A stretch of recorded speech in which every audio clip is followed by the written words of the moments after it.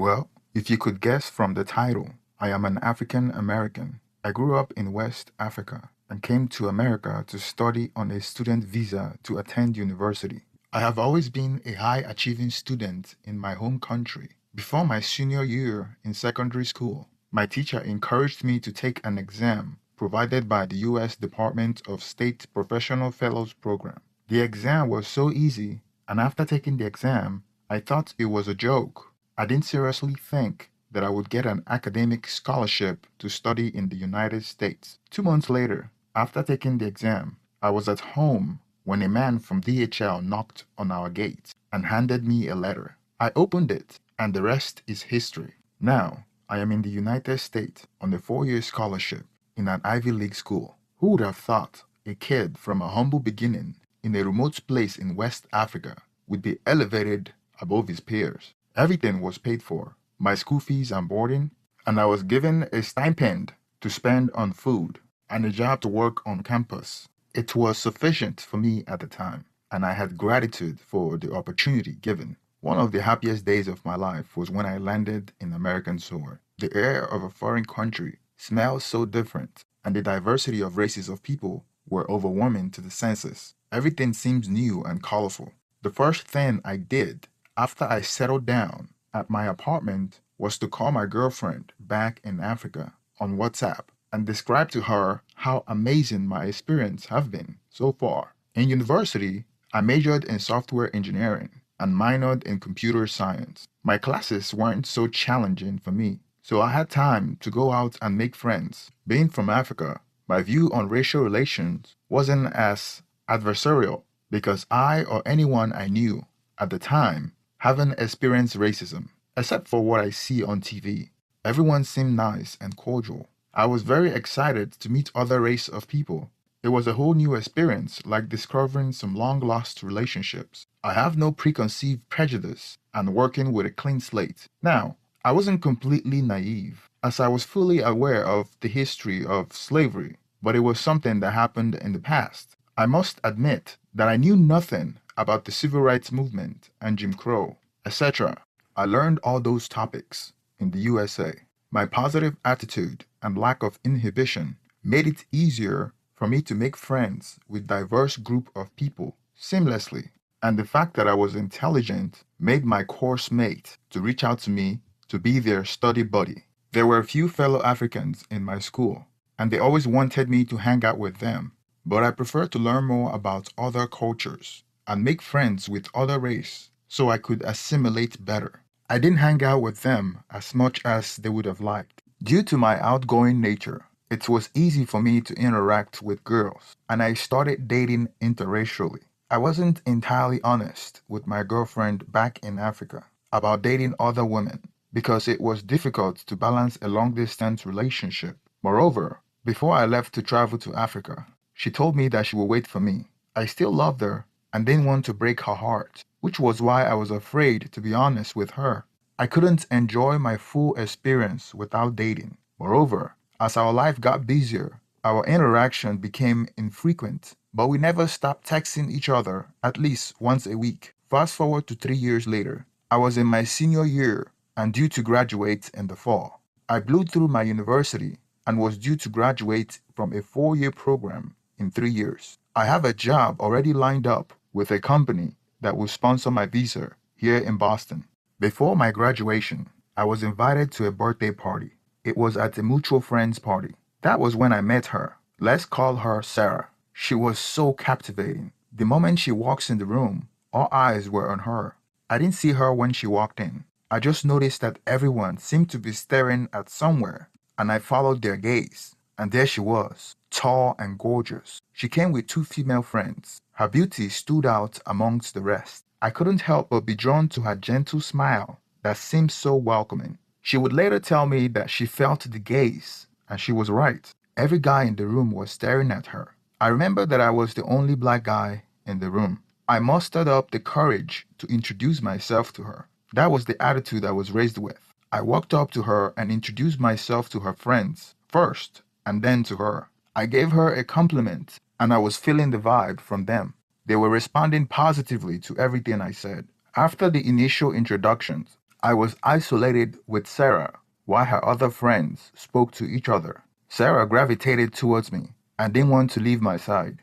It was quite strange to me how I felt like we've known each other for a long time, when we only met not so long ago. She was asking the right questions and saying the right things. The chemistry was there. She was a law student and was hoping to be a civil rights lawyer. My accent attracted her the most, as it indicated that I was from another country and she wanted to know everything about me. She was exceptionally intelligent and very engaging. Not a dull moment with her, and I wasn't putting an effort to keep the conversation going. One thing that I found unusual was she came across a bit too patronizing. She was putting in too much effort to prove to me that she wasn't racist by telling me how racist other people were and how she went out of her way to condemn people in her past that showed any form of racism in her presence. I had no comments on it and just listened because I couldn't relate, but I admire her passion to defend the rights of others. That was part of her inspiration to focus on civil rights after graduating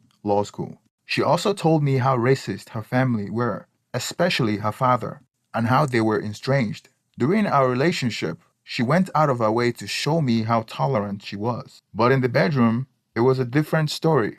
She had a strong understanding of how systemically racist the American institutions were and would articulate her observation passionately. She believed that America is systemically racist and the world need to be equal. She had an egalitarian view of the world where everything is equal and everyone should be equal. She had a high regard of herself, so much that she thought she could change the world. I, on the other hand, don't have strong opinion about political and social issues, so I mostly agreed with everything she said.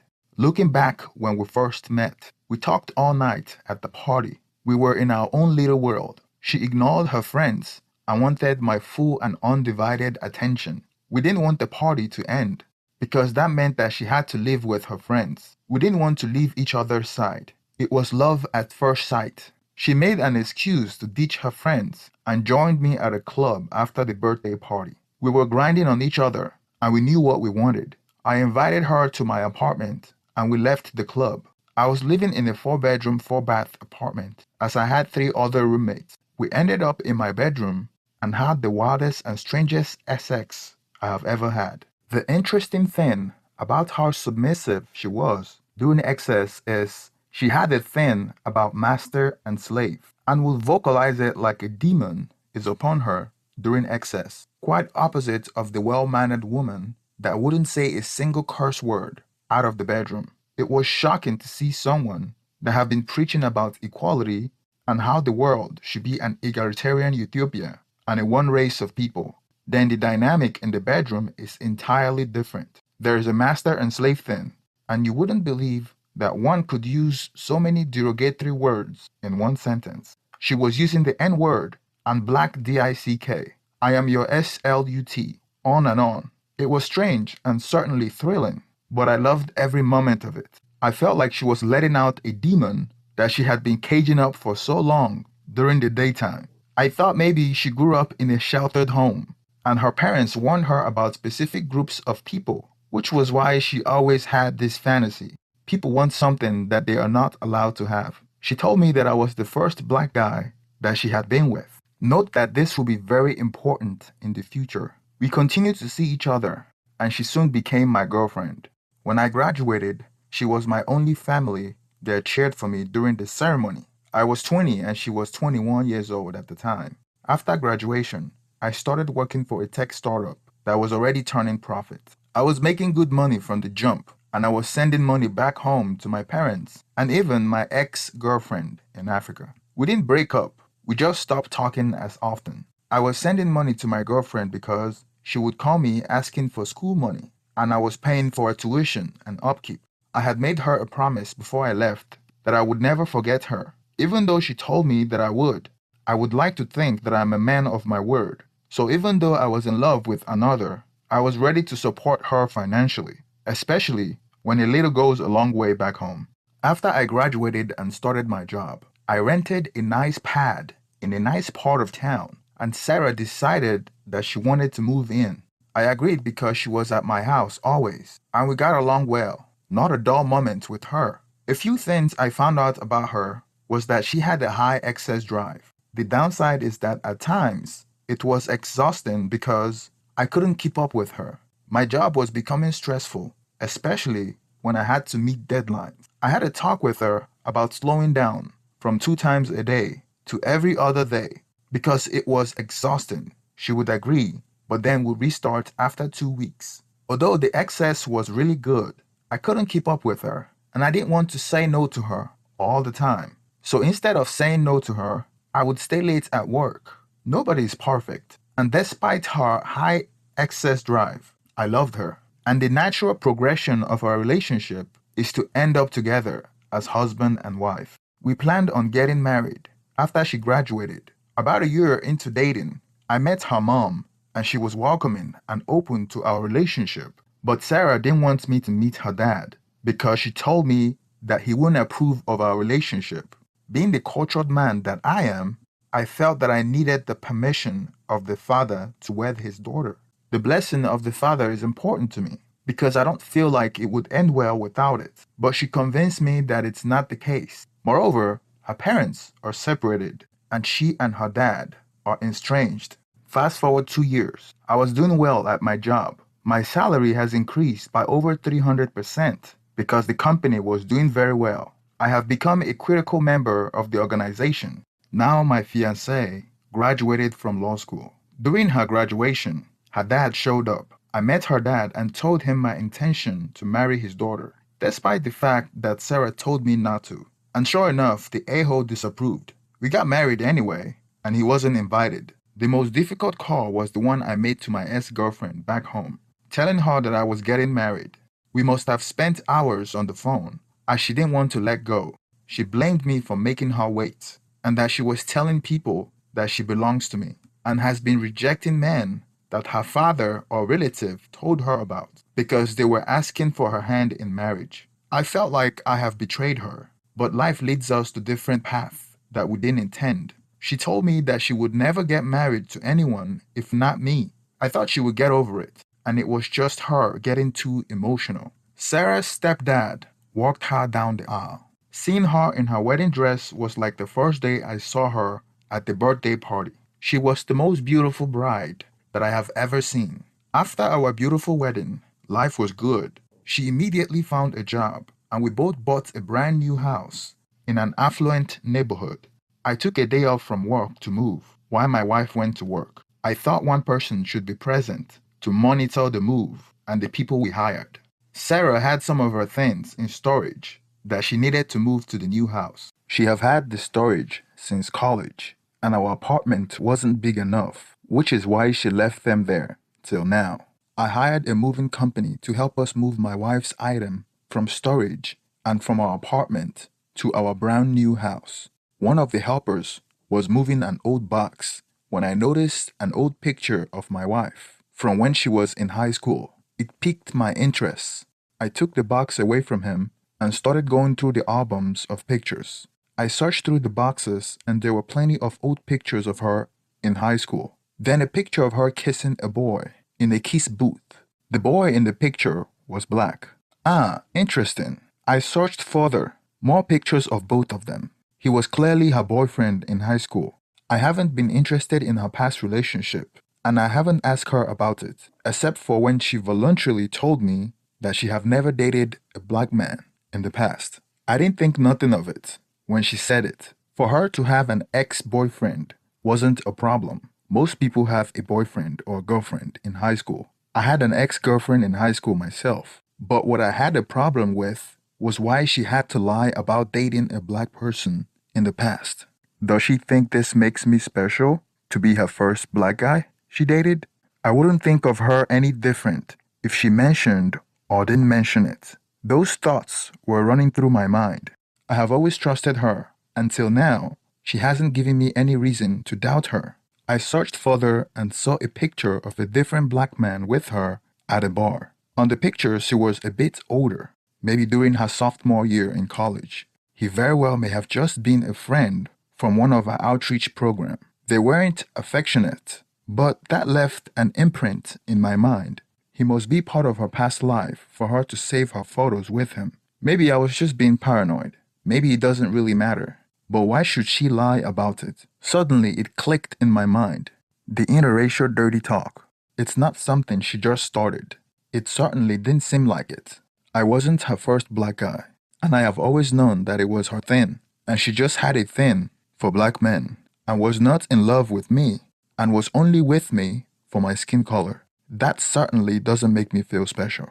I struggled with this question over the coming weeks, and I never confronted her about the old pictures that I found. I tried to suppress the thoughts and give her the benefit of the doubt, but it was becoming a distraction. Every time I look at her, I am reminded that she was just with me because of my race. Every time we had sex, it confirms my belief. I began to lose trust in her. I didn't really think she was cheating, but I just had to double check everything she tells me, trying to find out more about her, rather than what I am told. I decided to search her emails and computer login. I hacked her computer and cell phone and retrieved her login credentials for her email and social media. On her emails, I found plane tickets to different cities that she went to when we were still dating that I wasn't aware about. I hacked into her Dropbox since the picture she takes automatically uploads to her Dropbox. I saw a picture of her kissing another black man that I wasn't even aware of. Her Google searches on her phone were interracial porn. I was devastated. Who would have thought my innocent wife would be cheating on me? I haven't even been married to her for more than 6 months before I found all the evidence of her cheating. All the pictures of her with those men were taken while we were in a relationship. One was when she went to spring break, and the other was at Mardi Gras, so she was cheating on me. When she came home that day, I still didn't confront her. It took me about a week to hack through her phone and retrieve deleted data. I found messages of her chatting with an old fling who happened to be, you guessed it, a black guy as well. It turns out that she was having excess with him throughout our relationship, which was hard to believe because most of the time we were having excess every day. How is it that she could have excess with another person and me on the same day? It turns out that during the period when I told her to alternate days to have excess, she was inviting an old fling over to my apartment for excess. The last time I had evidence of her cheating was 8 months ago. It was supposed to be the last time because she told him that she wouldn't cheat after she gets married. Apparently, marriage is where she crossed the line, not engagement, and definitely not the boyfriend and girlfriend phase. It was clear to me that she had an insatiable appetite for excess that I alone can't satisfy. And she has a type as well, and it bothered me that she might only be dating me for that. Logically, you could say that it was just a matter of time before she gets another itch and cheat on me with another black guy. When she came home that day, this time I confronted her with all the evidence that I had collected, and for the first time, she had no answer but to accuse me of invading her privacy and blaming me for not wanting physical intimacy and pushing her away. I asked her why she married me if I was pushing her away. She claimed that it was because she loved me, and my race doesn't have anything to do with it. I wanted to believe her so badly. She wasn't even convincing. She promised that she would change and she would go to therapy, and I told her that it's too early in our marriage to be going to therapy. She asked me if beside the cheating, haven't she been a perfect wife? I responded that being faithful is the number one component required to stay in the relationship. I told her that we might as well just separate before we hurt each other going down this road. After the heated argument, we both sat down on the dining table and had a frank conversation. We decided that we should separate for 3 months to decide if this is what we wanted. During those 3 months, I decided to visit my home country for the first time. It was a hell of a homecoming party. I was happy to see my family and friends, and of course my ex-girlfriend. It's been over 7 years since I last saw her, and she was as beautiful as ever. She came to my family home to see me when she heard that I was back. We were never intimate during our relationship, and to my surprise, she never dated anyone else. When we were alone together, I asked her why she wasn't married yet. And believe me when I say that she was one of the most attractive women in the area where I come from, so I knew her value is high. She responded that she was waiting for me. I laughed when she told me that because I thought she was joking, but when I looked in her face, she was dead serious. I looked in her eyes when she said that, and she actually meant it. I asked her why she would trust a man that lied to her and only told her the truth when I got married, and she said that she was praying to God and she had faith in God. I thought she was crazy and superstitious, but I had good bumps, thinking that it was God's plan all along. Maybe it was part of the experience or lesson for me to learn in this journey called life. I left her feeling good about our future prospect. The third time we met each other, I came to visit her. This time, I saw her father. He always hated me when I was a kid, but he was glad to see me. We exchanged pleasantries.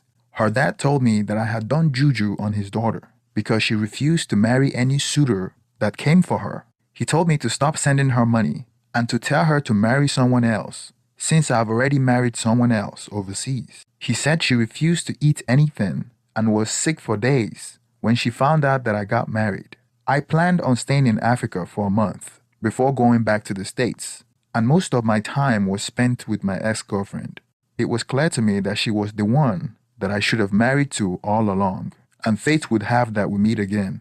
I don't know if it's destiny or by design, but here we are. When I went back to the state, I hired a divorce lawyer and told my wife, Sarah, that we should be getting a divorce. They say that one can't love two people at the same time, but I loved them both, so the divorce wasn't easy for me. Sarah cried and begged for me to give us another chance, but I don't know how real it was because she had been cheating on me for the entirety of our relationship and was only with me for her weird fantasy. We are currently working through the divorce process, and I have to wait for 6 months before bringing my ex-girlfriend over. Or should I call her fiancé now? I plan to file a petition for alien fiancé so we can marry in the US. But first, I have to go back to Africa when the divorce is finalized for the traditional wedding. Thank you for staying to the end of this video. Please don't forget to like and subscribe. Please hit the thumbs up so the YouTube algorithm will promote my videos. Thank you and